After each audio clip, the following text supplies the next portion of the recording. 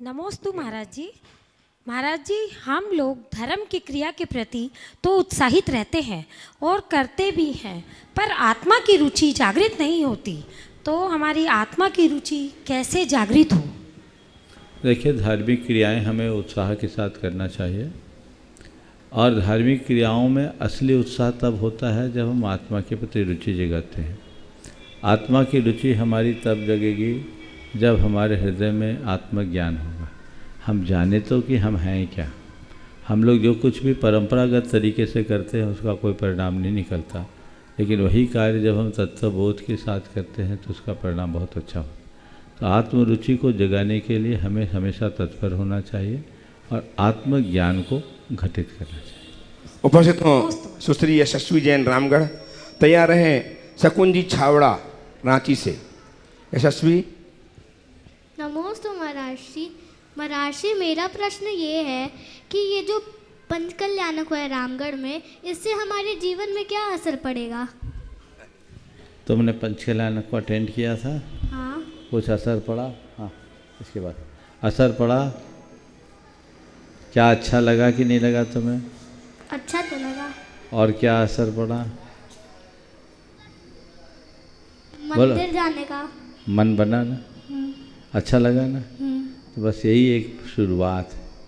पंचकल्याणक का असर कई रूपों में पड़ता है। इस बच्चे ने छोटा सवाल किया है, लेकिन इसका अर्थ बहुत गहरा है। बहुत ही महत्वपूर्ण सवाल है ये। इसे एक बच्चे के सवाल कह करके टालना उचित नहीं। हम कोई भी धार्मिक आयोजन अनुष्ठान करते हैं, उसके दूरगामी परिणाम पर हमें बहुत ध्यान देना चाहिए। आपने पूछा इस पंचकल्याणक का असर क्या पड़ेगा। सबसे पहला असर समाज में धार्मिक वातावरण बनता है। पंचकल्याणक के प्रति जो लोगों का उत्साह था वो किस कारण से था? पंचकल्याणक के कारण था ना। तो धार्मिक वातावरण बनने से लोगों के हृदय में धर्म की श्रद्धा बढ़ती। ये पंचकल्याणक आदि किसी भी बड़े धार्मिक आयोजन का पहला प्रत्यक्ष लाभ है। दूसरा, ऐसे आयोजनों में जब हम लोग विभिन्न प्रकार के कार्यक्रम करते हैं, प्रवचन होते हैं, उपदेश होते हैं, उसे देखकर लोगों के जीवन में बड़ा सकारात्मक बदलाव आता है, लोगों की सोच बदलती है। मेरे संपर्क में ऐसे कई लोग हैं जो कभी धर्म से नहीं जुड़े थे, पर ऐसे आयोजनों के निमित्त जुड़े तो ऐसे जुड़े कि फिर कभी मुड़ के नहीं देखे। तो समाज में एक सकारात्मक परिवर्तन का वातावरण भी इस तरह के धार्मिक आयोजनों से बनता है। समझ गए? तो बहुत लोगों में बदलाव होता है।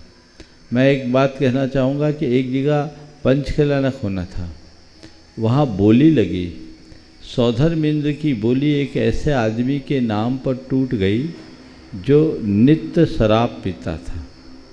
बोली टूटते ही खुशर खुशर चालू हो गई। मैंने पूछा भाई बात क्या है, तो लोगों ने बोला महाराज जिस आदमी के नाम पर बोली टूटी है वो डेली शराब पीता है। अब ऐसा शराब पीने वाला व्यक्ति रोज़ शराब पिए, वो भगवान का पंचकल्याणक में मुख्य इंद्र बने, ये बात तो किसी को अच्छी नहीं लगती। लेकिन मैंने उस समय बहुत धैर्य और संयम से काम लिया और मैंने उस व्यक्ति को जब श्रीफल चढ़ाने आया तो एक किनारे बुला करके बड़े प्रेम से कहा कि आज तेरा महान सौभाग्योदय आया है कि तुझे इस महोत्सव में सौधर्मेंद्र बनने का सौभाग्य मिला। ये तू पैसों के बल पर नहीं बना, अपने पुण्य के बल पर बना, और ऐसे वैसे पुण्य के बल पर नहीं। कई जन्मों का पुण्य जब एक साथ फला है तब तुझे ये सौभाग्य मिला है। उसकी आंखों में आंसू आने लगे। मैंने कहा एक संकल्प ले लो कि अब मैं भगवान के मार्ग पर निकल गया तो मुड़ कर नहीं देखूंगा, और आज से अपनी सारी बुराइयों को तिलांजलि देता हूँ। उस आदमी ने मेरे चरण पकड़े, संकल्प लिया, पूरी तरह सब व्यसनों का त्याग किया। आप सुनकर आश्चर्य करेंगे, आज वो व्यक्ति 7 प्रतिमा के व्रत का पालन कर रहा है। ये पंचकल्याण का असर है। तो ऐसा धार्मिक वातावरण बनना, लोगों के जीवन में सकारात्मक बदलाव आना, लोगों की धर्म के प्रति रुचि बढ़नी, जिसको हम धर्म की प्रभावना कहते हैं, ऐसे निमित्तों से वे लोग भी जो कभी धार्मिक क्रियाकलापों से निकट नहीं रहते थे, वे भी इसके निकट आ जाते हैं। तो ये सबसे बड़ी उपलब्धि है। समझ गए? तो पंच कल्याणकों का या धार्मिक आयोजनों का ये सब दूरगामी परिणाम है, जिसे हमें हमेशा बना के रखना चाहिए। शकुन जी छावड़ा उपस्थित हों उसके पूर्व मैं सम्मान करना चाहता हूँ श्रीमान अध्यक्ष सरस्वती शिशु मंदिर विद्या मंदिर और माझी के श्रीमान सत्यनारायण तिवारी और स्कूल के प्रधानाचार्य श्री ओम प्रकाश जी चंद्रवंशी, जिन्होंने बहुत बड़ी सहभागिता इस कार्यक्रम के लिए प्रदान की है। इनका सम्मान करने के लिए आमंत्रित कर रहा हूँ श्रीमान पदमचंद जी छावड़ा अध्यक्ष रांची एवं श्रीमान प्रदीप जी बाकलीवाल उपाध्यक्ष रांची। मंत्री जी उनको बोला, मंत्री जी रांची आए, सम्मान करें। हरीश जी गुणादन ट्रस्टी वो भी सम्मान करें, तालियां बजाएं। इन्होंने बहुत बड़ा सहयोग प्रदान किया है। इस सहभागिता के लिए हम कृतज्ञ हैं और ऐसे ही इनके भाव निरंतर बढ़े रहे। इस भावना के साथ उपस्थित हों शकुन जी छावड़ा रांची से।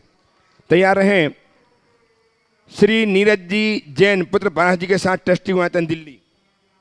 महाराज श्री नमोस्तु नमोस्तु नमोस्तु। महाराज श्री गाड़ी में बैठ के कहीं जा रहे हैं और रास्ता में माला फेर रहे हैं, माला फेर रहे हैं। कोई मुनि या साधु या माता जी कोई रास्ते में मिल गए तो ऐसे में हमको माला फेरना चाहिए कि नहीं? अरे गाड़ी में चल रहे हैं, माला फेर रहे हैं, तो माला तो रनिंग में है ना, चल रही है, गाड़ी भी चल रही है। उनको नमस्ते करने का मन हो तो माला करना ही चाहिए, जरूर करना चाहिए, क्योंकि वो बैठ के कोई अनुष्ठान की माला नहीं है। बीच में छोड़ दे, फिर से चालू कर देना, उसको खंडित मान लेना। चलिए के संरक्षक श्रीमान उमाशंकर साहू जी का सम्मान आशीष जी दिल्ली ट्रस्टी गुणायतन कर रहे हैं। तैयार उपस्थित हों श्रीमान नीरज जी पुत्र पारस जी के साथ ट्रस्टी गुणायतन। आइए तालियां बजाइए आप लोग। नीरज जी जल्दी प्रश्न कीजिए। तैयार हैं श्रीमती सरिता जी विनायका रांची। महाराज श्री के चरणों में सशत वंदन। सबको सन्मान की राह दिखाने वाले गुरु भगवंतों के चरणों में सशत वंदन। भगवान, जब मैं नवंबर में शिखर जी में गुणायतन ट्रस्टी के रूप में जुड़ा तो मेरे परिवार का मतलब जो है इतना हर्ष का पारावार नहीं था कि मतलब जो है ये गुणायतन ट्रस्टी बने। मैं फिर जब दिल्ली गया हमारा साहब तो मैंने अपने सारे मित्रों से कहा कि भाई आप भी जो है गुणायतन में ट्रस्टी बनो और इस तरीके से योजना है कि आपको बहुत अच्छा लाभ मिलेगा, जीवन का सबसे बड़ा पुण्य होगा। तो हमारा साहब कई लोग तो कहने लगे ठीक है जन साहब हम विचार करेंगे, और कई लोगों के मन में ये आया कि अरे आपको भी लपेट दिया उन्होंने। ऐसी बातें हमारा सब करके क्या कर्म का बंद करेंगे वो अपना। मैंने कहा मुझे किसी ने नहीं लपेटा, मैं अपनी भावना से वहाँ पे शिखर जी में बन के आया हूँ ट्रस्टी, और ना मुझे किसी ने फंसाया है, क्योंकि ये मेरा सबसे बड़ा पुण्योदय था कि मैं शिखर जी में गया और 1,08,000 की राशि लेके गया मदर फादर के नाम की स्मृति में नाम डलवाने के लिए।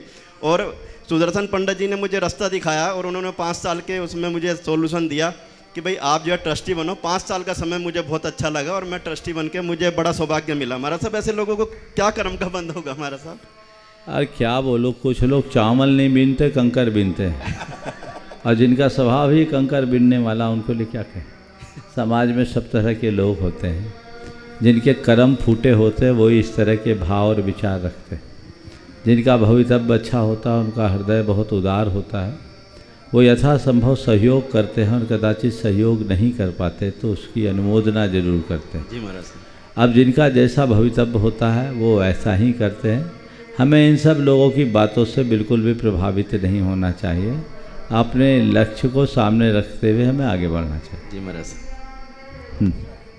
महर्षि नमोस्तु नमोस्तु। महर्षि आपके अंदर इतना ज्ञान कैसे आया? आप भी अभ्यास करोगे तो आपके अंदर भी आ जाएगा। चलो उपस्थित हों श्रीमती सरिता जी विनायका रांची से। तैयार हैं श्रीमती कमल जी ममता जी पापड़ीवाल ट्रस्टी गुणायतन रांची। नमोस्तु नमोस्तु। महाराज श्री, बड़े बड़े विधानों में बहुत सारी क्रियाएं होती है, उसमें से एक है जनेऊ पहनना। तो जनेऊ पहनने का क्या? देखिए, वो जनेऊ यज्ञ का चिन्ह है।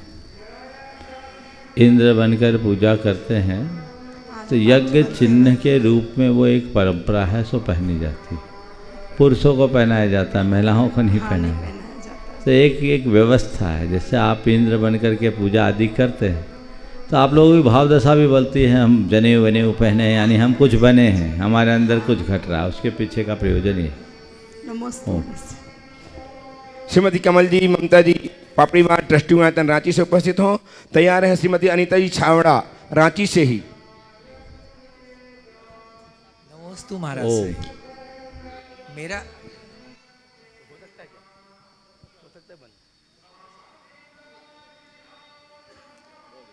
बोलिए। मेरा प्रश्न है कि घरों में आजकल बोलिए। आजकल फ्लैट कल्चर है, हर घर में मंदिर बनते हैं। ये मंदिर बनना कहाँ तक उचित है? देखिए, देवस्थान का काम देवस्थान में ही होना चाहिए, क्योंकि देवस्थान जैसी पवित्रता घरों में नहीं होती। इसलिए मंदिर का काम मंदिर में, घर का काम घर में। घर में पूज्य प्रतीक आप रखते हैं, चाहे वो मूर्ति के रूप में हो या अन्य रूप में, उन्हीं के सामने चाय पानी करते हैं, उन्हीं के सामने अन्य क्रियाएं करते हैं जो करने योग्य नहीं है, एक प्रकार की अभिनय है। तो ऐसी क्रियाओं से हमें अपने आप को बचाना चाहिए। घरों में मंदिर बनाने की जगह एक आराधना कक्ष होना चाहिए। वो आराधना कक्ष अत्यंत पवित्र होना चाहिए, उसमें सब प्रकार की पवित्रता को सुनिश्चित रखना चाहिए, और उस आराधना कक्ष में पाठ जाप आदि करना चाहिए। और वहाँ जो कोई भी पूज्य प्रतीक आप रखना चाहते हैं वो रखें, जिनवानी आदि के रूप में, लेकिन अलग से मंदिर बनाना उचित नहीं। उपस्थित हों श्रीमती अनीता जी छावड़ा रांची से। तैयार है रामगढ़ से श्रीमती पल्लवी जी गौरव जी अजमेरा। तैयार है। नमस्ते महाराज जी। महाराज जी, मेरा प्रश्न ये है कि हम किसी भी चीज़ में कितनी भी दृढ़ आस्था क्यों न रख लें, लेकिन थोड़ी सी विपरीत परिस्थिति आते ही वो डोर डगमगाने सी लगती है। तो महाराज जी, हमारी आस्था की पराकाष्ठा क्या होनी चाहिए? देखिए, बात सही है। पक्की आस्था रखने वाले नहीं डगमगाते हैं, जो डगमगाते हैं इसका मतलब उनकी आस्था कहीं ना कहीं कमज़ोर। तो हमें पहली ज़रूरत है अपनी आस्था को और पक्की करना।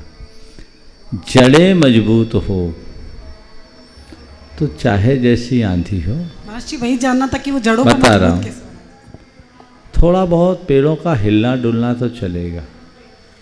आंधी तूफान आते हैं, झंझावात आते हैं, पेड़ हिलते डुलते हैं, उसकी शाखाएं प्रशाखाएं हिलती डुलती, लेकिन जड़ मजबूत होने से वो उखड़ते नहीं।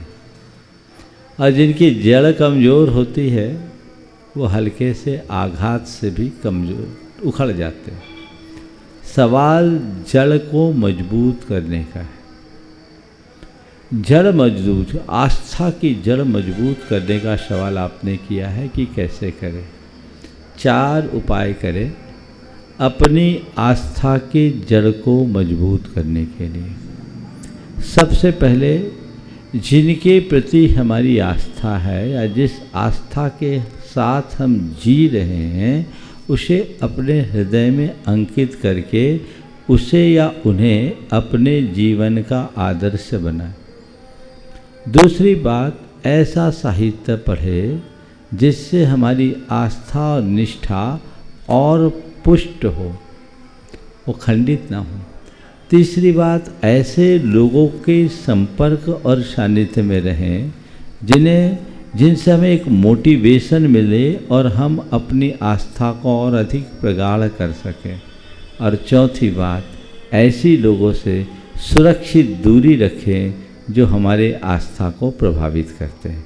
ये चारों बातें ध्यान में रखें तो हमारी जड़ मजबूत होगी और हम विपरीत स्थितियों में भी अपने आप को स्थिर रख सकें। उपस्थित हूँ श्रीमती पल्लवी जी, गौरव जी अजमेरा रामगढ़ से। तैयार रहें श्रीमान विमल जी, सरिता जी शोगानी, स्वामी संरक्षक गुणायतन रांची। नमोस्तु महाराज श्री, नमोस्तु महाराज श्री। मेरा प्रश्न है, सत्य की इच्छा होती है कि सभी उसे जान ले और असत्य को हमेशा भय रहता है कि कोई उसे पहचान ना ले। कोई मार्गदर्शन? यही तो सत्य और असत्य का अंतर है। सत्य खुली किताब है, असत्य को पर्दे में रहना पड़ता है। और कदाचित वो मुखौटा भी पहने तो उसे सत्य का मुखौटा पहनना पड़ता है। जीवन की सच्चाई को जो जाने लेगा वो कभी सत्य से विमुख नहीं होगा। इसलिए इस वाक्य को जीवन का बोध वाक्य मानते हुए हमें सत्यनिष्ठ होने का प्रयत्न करना चाहिए। उपस्थित हूँ श्रीमान विमल जी, सरिता जी शोगानी, गुणायतन स्वामी संरक्षक रांची से। और तैयार है अनंत मुनि भक्त श्रीमान अरुण जी, सीमा जी गंगवाल, ट्रस्टी गुणायतन रांची। नमोस्तु महाराज जी, नमोस्तु महाराज जी, नमोस्तु महाराज जी। महाराज जी, जब घर में सुआ सूतक हो जाता है तो क्या करना चाहिए? जिनवानी शास्त्र पढ़ना चाहिए कि नहीं पढ़ना चाहिए? लकड़ी से मतलब पन्ना पलटना चाहिए कि नहीं पढ़ना? ये अच्छा रास्ता अपना है। नहीं, हाँ? ये उचित नहीं। नमोस्तु महाराज। श्रीमान अरुण जी, सीमा जी गंगवाल, आनंद गुरु भक्त। हाँ, कोई सुनाए तो सुन लो, लकड़ी से पलटने की जगह किसी को बुला लो। टीवी चला करके आप बहुत अच्छे से धर्म प्रवचन सुन सकते हैं, ये लाभ आपको मिल सकता है। अन्य डिजिटल माध्यमों का प्रयोग कर सकते हैं। लेकिन जिनवानी, अब जिनवानी के पन्ने तो लकड़ी से पलटोगे, लाके अपने टेबल पर रखेगा कौन? दूसरा रखता है तो उसको बिठाल दो कि भैया तुम पन्ना पलटते जाओ, हम पढ़ते जाओ, उसको बिठाल दो। ज़्यादा अच्छा है कि ऐसे समय में हम सामूहिक शास्त्र का लाभ। आइए श्रीमान अरुण जी, सीमा जी गंगवाल। तैयार हैं श्रीमान अजय जी शोगानी, ट्रस्टी गुणायतन रांची। दोनों मुनि राजों के चरणों में त्रिवार नमोस्तु। गुरुवर, कल जैसे ही व्हाट्सएप हम लोग का दिगंबर जैन समाज पंचायत का व्हाट्सएप में जैसे ही अध्यक्ष मंत्री और मुनि संघ कमेटी के अध्यक्ष का जैसे ही मैसेज आया कि गुरुवर प्रमाण सागर जी का बिहार रांची की तरफ हो रहा है, इतना उल्लास छा गया गुरुवर रांची में कि आपको बता नहीं सकते। जन जन में लोग कई दिनों से प्रतीक्षा थे कि आएंगे कि नहीं आएंगे, लेकिन जैसे ही कल अध्यक्ष महोदय का, मंत्री महोदय का, इन लोग का जैसे ही समाचार आया व्हाट्सएप में, हम लोग का मन बहुत गदगद हो गया गुरुजी। और हम लोग बहुत आभारी हैं कि आप हमारी बातों को अपने दिल में रखिए और हमारी कामना को पूरा किए। और हम लोग आपसे पूरा आशीर्वाद और आपसे पूरा सानिध्य चाहेंगे। और 29 तारीख को गुरुवार का प्रवेश होगा, रविवार को 29 तारीख को हम सभी पूरे तन्मयता के साथ और खूब उत्साह के साथ सभी को सम्मिलित हों, ये संभावित, ऐसा मेरे को अंदेशा लग रहा है। 29 तारीख को सुबह प्रवेश होगा संभावित। महाराज श्री, प्रश्न ये है, बड़ी एकता देखी जमाने में लोगों को, बड़ी एकता देखी जमाने में लोगों को जिंदा को गिराने में और मुर्दा को उठाने में। ये खींचातानी जिंदा में तो बहुत चलती है महाराज जी, और मुर्दा में तो आप एक दिन शंका समाज में परसों रामगढ़ में बता रहे थे कि तुम लोग डर के मारे फटाफट मुर्दा को उठाते हो। तो ये एकता बड़ी गजब की है महाराज श्री, आपका इसमें कुछ उद्बोधन चाहिए। देखिए, एक बहुत अच्छी बात है, आपका ही सवाल किसी ने थोड़े दूसरे तरीके से मुझसे पूछा कि महाराज जी, जिंदे को भले कोई ना उठाए पर मुर्दे को 4 उठाने के लिए आगे क्यों होता? हमने कहा ये भारत की संस्कृति की पहचान है कि जब आदमी विपत्ति में होता है तो सब साथ देता है। समझ गए? अब कोई मर गया तो चल, तेरी विपत्ति को तुम्हें अकेले नहीं उठाना, हम 4 उसमें सहायक है, इसलिए मुर्दे को 4 उठा लेते हैं। समझ गए? ये उसका प्रतीक है, ऐसा समझ कर चलना चाहिए। अजय शोगानी। श्रीमान अजय शोगानी ट्रस्टी आयतन रांची से उपस्थित हो। तैयार है श्रीमती प्रेरणा जी जैन मुंबई से। नमोस्तु गुरुवर, नमोस्तु गुरुवर, नमोस्तु गुरुवर। महाराज श्री, नियत ठीक रखने वालों का नसीब भी ठीक रहता है, हम अपनी नियत कैसे ठीक रखें? नियत ठीक करने वालों का नसीब भी ठीक होता है। बहुत अच्छा, मैंने बचपन में कहावत सुनी,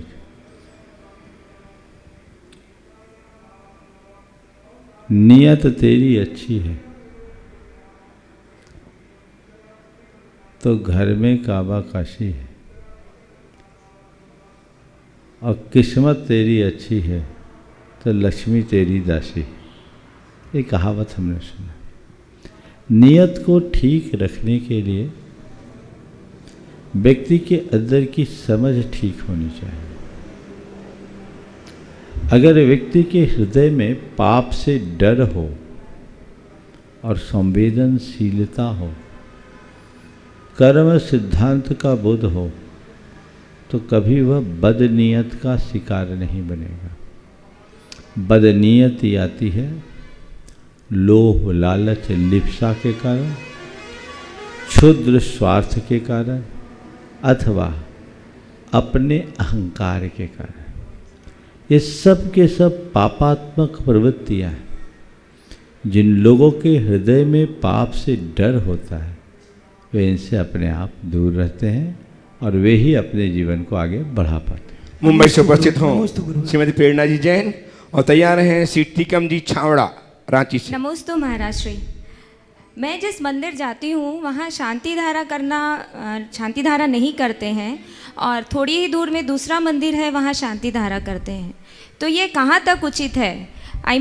इसका कोई ठोस हमारे शास्त्र जी में कोई उल्लेख है कि हमें करना चाहिए, नहीं करना चाहिए, या कि ट्रस्टी है वो डिसाइड करते हैं? ये समझ लो कि जिन्हें शांति की जरूरत हो शांति धारा करते हैं, उन लोगों को शायद शांति की जरूरत नहीं होगी इसलिए शांति धारा नहीं करते। हमारे घर में गेस्ट आए थे तो उनको शांति धारा का नियम था, तो फिर उनको इधर उधर लेके हमें जाना पड़ता है। मैं बता रहा हूँ, हमारे समाज में कुछ लोग ऐसे हैं जो अभिषेक का भी निषेध करते हैं। शांति धारा बहुत से लोग नहीं करते, उनका कहना है शांति धारा बहुत अर्वाचीन है। अब कहीं कोई करे न करे वो उनकी और उनके मंदिर की व्यवस्था है, मैं उस विषय में कुछ नहीं कहना चाहूँगा।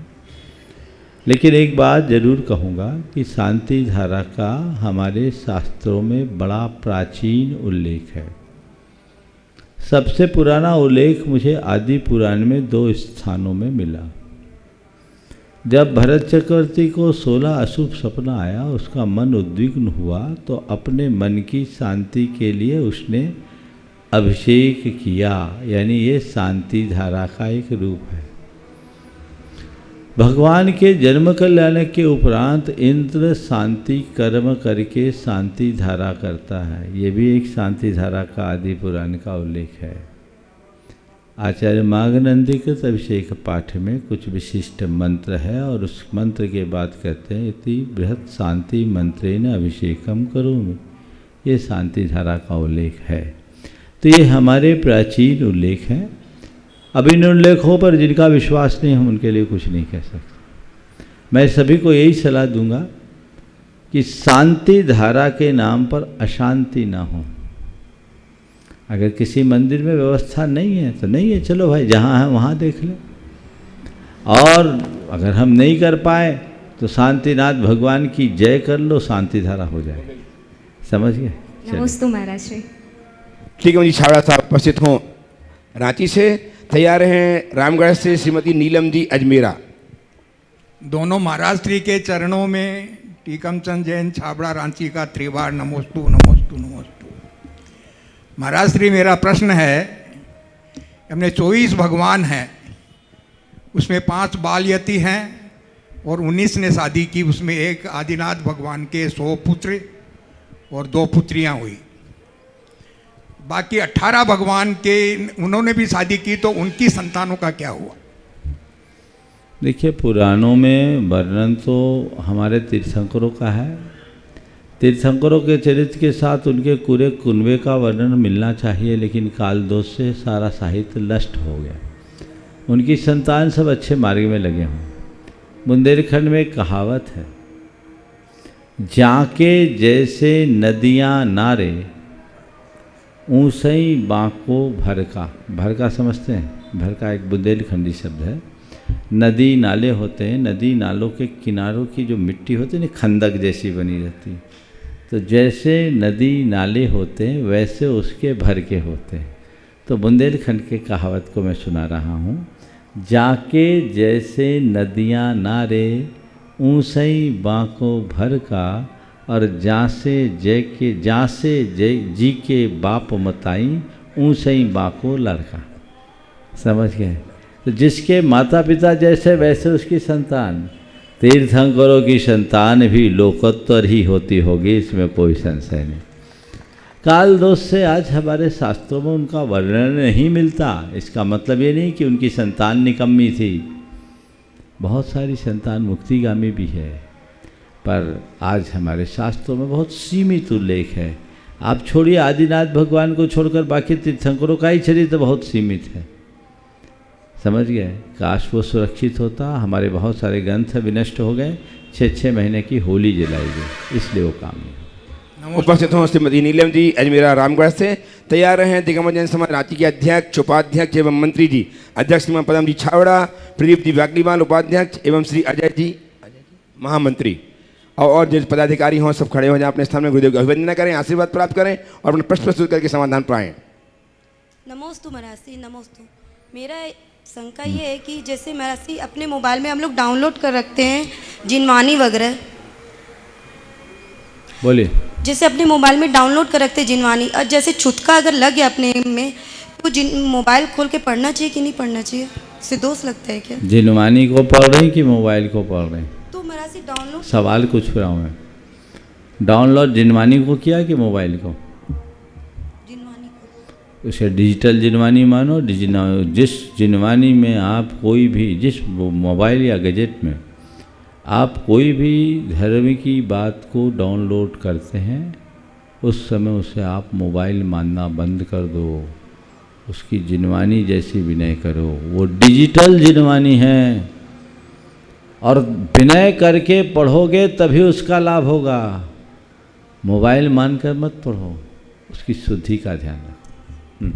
उपस्थित हों दिगंबर जैन समाज राज्य के अध्यक्ष श्रीमान पदम जी छावड़ा साहब, श्रीमान प्रदीप जी बागलीवाल उपाध्यक्ष, श्रीमान अजय जी साहब, और अपने साथ जो भी पदाधिकारी हैं अपने स्थान में खड़े हों, अपना नमन अर्पित करें, आशीर्वाद प्राप्त करें और अपना प्रश्न प्रस्तुत करके समाधान पाएं। संजय जी छावड़ा भी उपस्थित हो जाएं। संजय जी छावड़ा साहब। महाराज श्री को रांची दिगंबर जैन समाज की तरफ से मैं सभी पदाधिकारियों के साथ सभी की तरफ से नमोस्तु नमोस्तु नमोस्तु। महाराज श्री, मैं पहले आपसे एक स्वीकृति चाहता हूं। मेरा कोई शंका समाधान के संबंधित मेरा कोई प्रश्न नहीं है। मेरे मोबाइल के अंदर में एक मैसेज आया है जो एक प्रेस रिलीज का पूरा प्रिंट है। थोड़ा सा वो मैसेज लंबा है। मैं ऐसे सोच रहा था कि शंका समाधान के समय के अनुसार मैं उसको एक प्रश्न रूप करके मैं आपके सामने पेश करके और मैं हम लोग पूरे समाज को एक दिशा निर्देश आपसे पाएं। लेकिन मैं उसकी कुछ लाइनें पढ़ करके मैं उस प्रेस रिलीज की सुनाता हूं कि छत्तीसगढ़ क्रांति सेना के प्रदेश अध्यक्ष अमित बघेल एक बहुत ही मतलब घोर निंदावान एक कोई नेता है। उनकी तरफ उनके विरोध में, उनके कुकृत्यों के विरोध के अंदर में एक वहां पर विरोध दर्ज किया गया है। उसकी जो छत्तीसगढ़ की उसकी क्रांति सेना है वो अल्पसंख्यकों के ऊपर में अहिंसक और बहुत ही घटिया किस्म के उनके गुरुओं के ऊपर में अभद्र वो टिप्पणियां करता है और गाली गलौज करता है, जो कि हम आपको इस में हम आपको बता भी नहीं सकते हैं। और इसके अलावा वो समाज के अंदर में और अपने आप को ज़्यादा प्रदर्शित और अपने आप को बहुत ज़्यादा उस क्षेत्र का गुंडा और वो करने के लिए ऐसा वो है पदम जी, जिस बात पर आपने ध्यान आकृष्ट किया है आज मुझे भी लोगों ने उसे सुनाया। यह बहुत गंभीर बात है। मुझे नहीं मालूम तथाकथित अमित बघेल किस क्रांति सेना का अध्यक्ष है, लेकिन उसने जो कुछ किया है और जो कुछ कहा है वो समाज में एक बड़ी भ्रांति उत्पन्न करने वाला है और हमारी समाज की दृष्टि से एक बहुत बड़ा आघात भी है। सस्ती लोकप्रियता पाने के लिए लोग इस तरह के उद्बोधन दे देते हैं, भड़काऊ बातें कह देते हैं, अनर्गल प्रलाप कर देते हैं। पर जैन समाज को इसके लिए जागरूक होना चाहिए। जिस तरह की शब्दावली का इस्तेमाल उनके द्वारा किया गया है ये घोर निंदनीय है और कतई बर्दाश्त करने के योग्य नहीं है।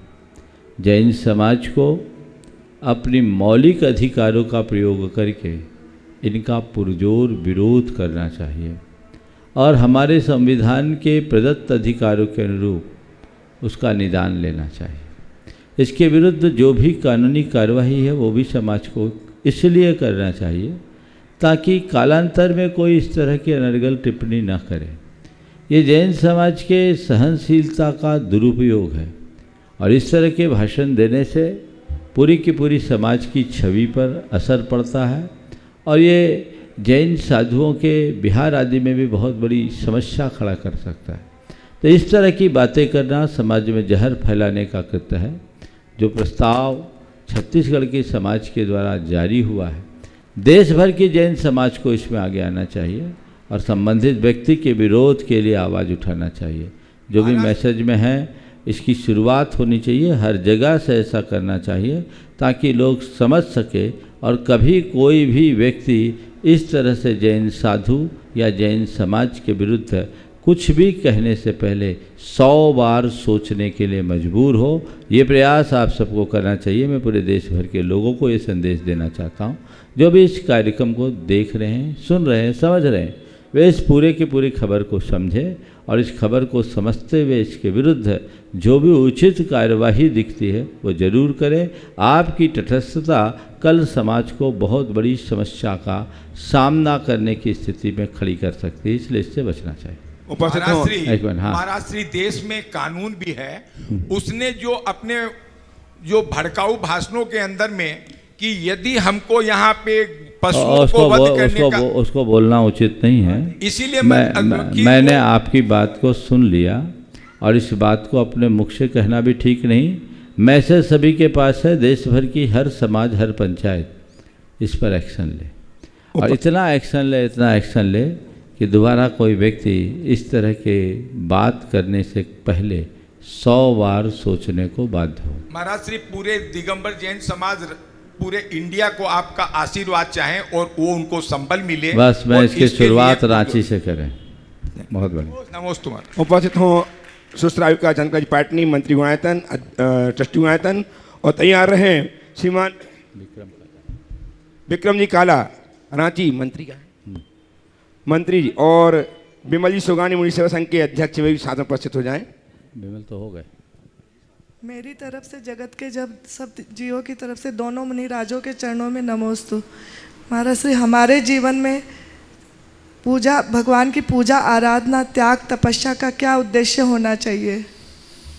पूजा, आराधना और त्याग तपस्या का उद्देश्य क्या होना चाहिए? देखिए, पूजा, आराधना और त्याग तपस्या का एक ही उद्देश्य होना चाहिए, वह है जीवन की पवित्रता। हम जो भी कार्य या कृत्य करते हैं अपने जीवन की पवित्रता के लिए करते हैं। यदि हम जीवन के पवित्रता की बलि चढ़ाकर कोई भी धार्मिक अनुष्ठान करें तो हमारे लिए फलदायी नहीं होती। इसलिए हमें हर पल हर क्रिया के मूलभूत प्रयोजन को सामने रखकर चलना चाहिए। आइए श्रीमान विक्रम जी काला, रांची मंत्री, विमल जी सोगानी मुनि सेवा संघ के अध्यक्ष, मंत्री गुणायतन श्रीमान विक्रम जी काला रांची से, और विमल जी सोगानी मुनि सेवा संघ के अध्यक्ष तैयार रहें। शाला के संरक्षक उमाशंकर जी साहू और प्रधानाचार्य श्रीमान ओम प्रकाश जी चंद्रवंशी, शाला के अध्यक्ष सत्यनारायण तिवारी एक प्रश्न के लिए अपने स्थान में खड़े होकर प्रस्तुत करेंगे। ओम, हाँ बोलिए। नमोस्तु महाराज श्री। महाराज श्री, जब खुद कोई परेशानी में हो या कोई सामने वाला परेशानी में हो और तत्काल में कोई उसका सॉल्यूशन नहीं हो तो उसको या अपने को कैसे कंफर्ट या कूल मतलब शांत रखें? खुद परेशानी में हो और सामने वाला भी परेशानी में है और वो हमसे कोई रिलीफ चाह रहा है। हाँ, ये तत्कालिक रिलीफ जो कि अभी तुरंत सॉल्यूशन भी नहीं उस रिलीफ का। मैं आपके प्रश्न का आशय यह है कि एक तो हम खुद परेशान हैं, उसके बाद कोई परेशान व्यक्ति नहीं, दोनों में कोई भी परेशान। अच्छा, कोई सामने वाला। चलो मैं अब इस दोनों एंगल को लेकर के सवाल का उत्तर देता हूँ। हम खुद परेशान हों और तत्काल कोई रिलीफ न मिल रहा हो, उस समय अपने मन को कैसे संतुलित करें? उस समय 4 बातें अपने जीवन में घटित करने का प्रयत्न करें। पहली, मन में धैर्य लाने का प्रयास करें। ठीक है, परेशानी है, टल जाएगी, हमें धैर्य रखना है, हमें धैर्य रखना है, ये बात सोचें। दूसरी बात, पॉजिटिव सोचना शुरू करें। कितनी भी बड़ी परेशानी हो, उस परेशानी को यदि हम सकारात्मक रूप से देखना शुरू कर लेंगे तो हमारी परेशानी भी हमारे लिए अनुकूल लगने लगेगी। हम जिन कारणों से परेशान हो रहे हैं, हमें लगेगा ये परेशानी बहुत छोटी है, मेरे ऊपर और भी कोई परेशानी आ सकती थी, इससे बड़ी भी परेशानी आ सकती थी। अगर हम उस तरीके से चीज़ों को सोच लें। एक व्यक्ति का स्कूटर से एक्सीडेंट हुआ, पैर में फ्रैक्चर हुआ। उनके बेटे ने कहा कि पापा आप मंदिर जा रहे थे, आपका पैर फ्रैक्चर हो गया। आप मंदिर गया, पैर फ्रैक्चर हो गया। पिता ने कहा बेटा ठीक करा, मैं मंदिर गया तो फ्रैक्चर में निपट गया, कहीं और जाता तो ज़िंदगी निपट गई होती। ये सोच है। तो परेशानी की घड़ी में यदि हम सकारात्मक सोच रखना शुरू कर दें तो हमारी परेशानी बहुत आसान हो सकती है और हम अपने आप को परेशानी की घड़ी में संतुलित बना सकते हैं। तीसरी बात, आशावादी बने कि ठीक है, अभी परेशानी है, सब ठीक होगा, बाद में सब सुलझ जाएगा, रात है प्रभात होगा, रात है प्रभात होगा। रात लंबी हो सकती है पर शाश्वत नहीं, ये आशा। और अपने अंदर का आत्मविश्वास मजबूत रखें। ठीक है, मैं इसका सामना कर लूँगा, ये खुद के ऊपर आने वाली परेशानी की बात है। लेकिन कई बार ऐसा होता है कि लोग खुद परेशान हों और सामने वाला अपनी परेशानी लेकर के आ गया और कुछ उसका रास्ता नहीं दिख रहा, उस समय क्या करें? तो उस समय रामचंद्र जी का आदर्श अपना है। रामचंद्र जी सीता को खोजने निकले थे, सुग्रीव अपनी सुतारा के लिए आ गए। आ गया, ये हमारी सुतारा को मिला दो। तो महापुरुष वो होते हैं जब खुद पर परेशानी आए और उसके बाद कोई परेशान आए, अपनी परेशानी को एक तरफ करके सामने वाले की परेशानी को मिटाने में लग जाओ, तुम्हारी परेशानी अपने आप मिटेगी। अगर सुग्रीव और सुतारा को नहीं मिलाया गया होता तो सीता को नहीं पा सकते थे, क्योंकि सीता का शोध करने में ये मिलन बहुत महत्वपूर्ण था। तो बस ये सूत्र है कि मैं परेशान हूँ और सामने वाला फिर भी अपनी परेशानी लेकर मेरे पास आया है, तो मैं सोचूं चलो अकेले मैं ही परेशानी हूँ, वो परेशान है और उसकी परेशानी मेरी परेशानी से ज़्यादा है, तो अपनी परेशानी को भूलो, उसकी परेशानी मिटाने में लग जाओ, देखो क्या आनंद आता है। उपस्थित हों सरस्वती शिशु मंदिर और माझी के संरक्षक श्रीमान उमाशंकर जी साहू, अध्यक्ष श्रीमान सत्यनारायण तिवारी और प्रधानाचार्य ओम प्रकाश जी चंद्रवंशी अपने स्थान में खड़े प्रश्न प्रस्तुत करें। तैयार हैं श्रीमती रीना जी, संजय जी मेहीजाम। बोलिए, सवाल आप कीजिए, पहले आपको करना। बाबा, हम विद्यालय परिवार की ओर से नमन करते हैं आप दोनों को, और आपका इस विद्यालय में चरण पड़ा, हमारा विद्यालय धन्य हो गया। और मैं बाबा आपसे एक प्रश्न करना चाहता हूँ कि आत्मा क्या है और मृत्यु के बाद आत्मा कहाँ जाती है? आत्मा क्या है, मृत्यु के, आप खड़े रहें 2 मिनट। आत्मा क्या है और मृत्यु के बाद आत्मा कहाँ जाती? अकबर ने बीरबल से इसी आशय का सवाल एक बार पूछा। मैं आपके इस सवाल का उत्तर उस वाकया से देना चाहता हूँ ताकि आपके गूढ़ दार्शनिक प्रश्न का सभी को सहज समाधान मिल सके। अकबर ने एक बार बीरबल से पूछा, बोलो परमात्मा कहाँ है, वो क्या करता है और उसे कैसे पाया जाता है? 3 सवाल थे। बीरबल थोड़ा उलझन में फंस गया। बीरबल को उलझन में फंसा देख बेटे ने पूछा, पापा आप क्यों परेशान हैं? उन्होंने बताया ऐसा ऐसा सवाल। बोला आप चिंता मत करो, इसका उत्तर मैं दे देता हूँ। अगले दिन वो दरबार में पहुँचा। अकबर ने पूछा तुम क्यों आए? बोले आपके सवाल का उत्तर देने। तो मेरे सवाल का उत्तर देने? बोले हाँ। बोले मैंने तुमसे सवाल किया नहीं, तुम्हारे अब्बा से पूछा। बोले ऐसे सवाल का उत्तर मेरे अब्बा नहीं, मैं ही दे दूँगा। बोले बोलो। बोले देता हूँ, पर ये बताओ पहली बार दरबार में आया हूँ, कुछ दूध पिलाओगे कि ऐसे ही? अकबर ने कहा नहीं, इसको एक प्याला दूध पिलाओ। उसके सामने दूध आया।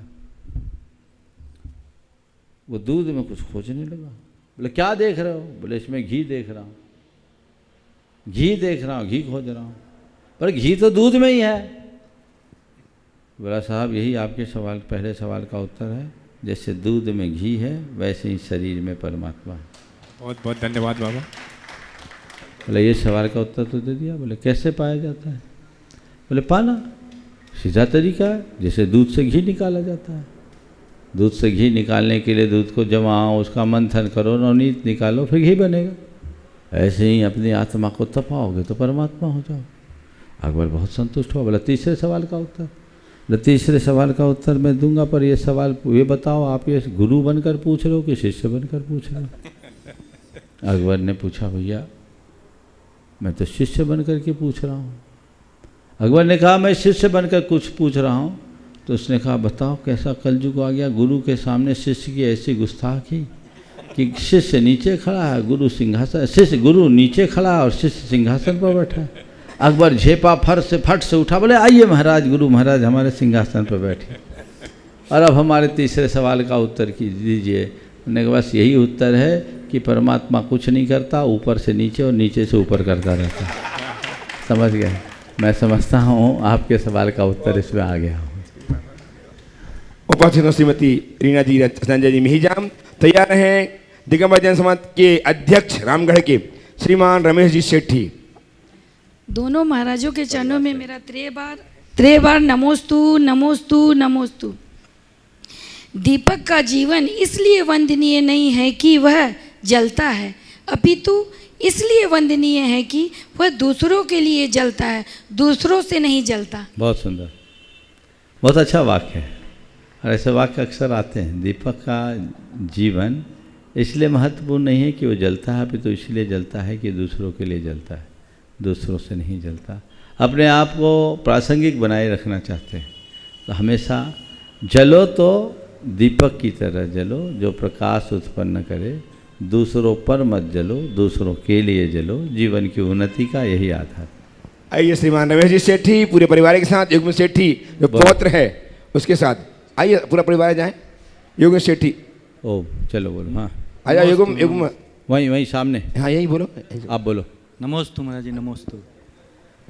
न अपेक्षा न उपेक्षा, सुखी जीवन का सूत्र, इसको अपने जीवन में कैसे उतारें? बस इसे अपना मंत्र बना लो। न अपेक्षा न उपेक्षा। अपेक्षा रखो मत, उपेक्षा करो मत। कोई अपेक्षा रखे तो यथासंभव उसकी पूर्ति करने की कोशिश करो, और खुद की अपेक्षा की उपेक्षा हो तो अपने आप को उपेक्षित महसूस न करो। नमस्ते। श्रीमान रमेश जी सेठी परिवार के साथ अध्यक्ष दिग्विजय समाज रामगढ़ तैयार है। कमल जी पाटनी रामगढ़। सागर जी महाराज को नमोस्तु नमोस्तु नमोस्तु। हे गुरुवर, नदी समुद्र के पास क्यों जाती है जबकि नदी का पानी मीठा होता है और समुद्र में जाकर ये खारे पानी से मिलकर खारा हो जाता है? आखिर पानी की ये कैसी प्यास? पानी को पानी की प्यास केवल इसलिए है क्योंकि पानी अपना जीवन बचाना चाहती है। नदी को पता है कि अगर मैं समुद्र के पास नहीं जाऊंगी तो समुद्र भी मुझे कुछ नहीं देगा। नदी जब समुद्र को देती है तो समुद्र उसे बादलों को देता है, सूरज को देता है, सूरज उसे बादलों को देता है, बादल धरती पे लौटाते हैं और धरती नदी को लौटा देती है। सब जहाँ का तहाँ आ जाता। तो नदियाँ देती है, तुम दोगे तभी पाओगे, बिना दिए नहीं पाओगे। अपने अस्तित्व को बचाए रखना है तो नदी की तरह बहना सीखो, और न केवल बहना सीखो अपितु नदी की तरह समर्पित करना सीखो। जितना समर्पित करोगे उतना पाओगे। पूरे चेन को देखिए, नदी अपना जल समुद्र को देती है, समुद्र सूर्य को देती है, सूरज उसे बादलों को देता है, बादल धरती में बरसते हैं और धरती का जल नदी में आता है। ये साइकिल पूरा चलता है। इसलिए अगर लिया है तो देना सीखो, लिया है तो देना सीखो, तभी तुम जीवित रह पाओगे। केवल लेके रखोगे तो जीवन बर्बाद हो जाएगा। उपस्थित हो। हाँ युग्म और कमल जी सेठ पाटनी तैयार रहेंगे, तैयार रहेंगे श्रीमती डाली जी पाटनी रांची से। नमोस्तु गुरुवर, नमोस्तु नमोस्तु नमोस्तु। सब कहते हैं कि पढ़ो लिखो और बड़े होके बड़ा आदमी बनो, तो ये बड़ा आदमी क्या होता है और आपने कितनी पढ़ाई की थी? जो भी बड़े बड़े आदमी आते हैं आपको नमोस्तु करते हैं। देखो बहुत अच्छी बात है। बड़ा आदमी क्या होता मुझे नहीं मालूम, पर आज के ज़माने में बड़ा आदमी उसी को माना जाता है जिसका बड़ा बंगला हो, बड़ा ठाठ हो, बड़ा बाट हो, पैसा हो, गाड़ी हो, कार हो, सब कुछ हो। लेकिन मैं नहीं चाहता कि तुम बड़ा आदमी बनो, मैं चाहता हूँ तुम भला आदमी बनो। क्या बनो? भला आदमी। ठीक है। और बड़ा आदमी क्या है अगर उसकी भी परिभाषा समझना चाहो तो मेरी नज़र में बड़ा आदमी वो नहीं जिसके बड़े ठाठ और बड़े बाट हो। मेरी नज़र में बड़ा आदमी वो है जिसके पास जाने वाला अपने आप को छोटा महसूस न करे। छोटा से छोटा व्यक्ति भी बड़े आदमी के चरणों में अगर स्थान पाता है तो वही बड़ा आदमी कहलाने का अधिकारी होता है। जो अहंकारी होता हो बड़ा आदमी नहीं होता। आइए रामगढ़ से कमल जी पाटनी तैयार हैं। श्रीमती डाली जी पाटनी रांची। जल्दी। दोनों महाराज श्री को नमोस्तु नमोस्तु नमोस्तु। महाराज श्री, जो मंदिर जी में प्रतिमा जो विराजमान होती है उसके पीछे जो भामंडल, ऊपर छत्र और वो चांवर जो रहती है, इसका क्या महत्व है? ये भगवान के प्रातिहार्य हैं और प्रातिहार्य तीर्थंकरों के महिमा बोधक चिन्ह के रूप में जाने जाते हैं और भगवान की वेदी को हम समस्वरण के रूप में रखते हैं। तो ये होना चाहिए, उससे वेदी की पूर्णता होती है। लेकिन जिस प्रतिमा के पीछे ये सब चीज़ नहीं होती है हाँ। तो क्या वह प्रतिमा अपूर्ण कहलाई जाएगी? अपूर्ण नहीं, वेदी अपूर्ण है, हमें पूर्ण करना चाहिए। डाली जी उपस्थित हो रांची से। श्रीमती डाली जी पाटनी। आई नहीं है। चलिए महाराज श्री का अगला प्रश्न पूरे हो गए। और पूरन जी साथी है, एक है पूरन जी रांची से उपस्थित और पूरन जी आ जाए, सीखते जल्दी से आए। हाँ जल्दी बोलिए। प्रदीप बाकलीवाल को बुला लो। प्रदीप आ जाइए। श्रीमान प्रदीप बाकीवाल साहब तैयार हैं। परम पूजनीय गुरु महाराज। बोलो बोलो। हाँ, परम पूजनीय गुरु महाराज चरणों में नमस्तु नमस्तु। मेरा पहला प्रश्न है गुरु महाराज। एक ही पूछो। हाँ बोलो जल्दी से, बोलो तो। क्रोध से मुक्ति और ज्ञान से गंगा। हाँ, कैसे पाए? हाँ हाँ, अंदर बोध जगा लो तो क्रोध शांत होगा। क्रोध से मुक्ति के उपाय मैंने बहुत बार बोले हैं, उसमें सुन लो, मालूम पड़ जाएगा। आशीर्वाद।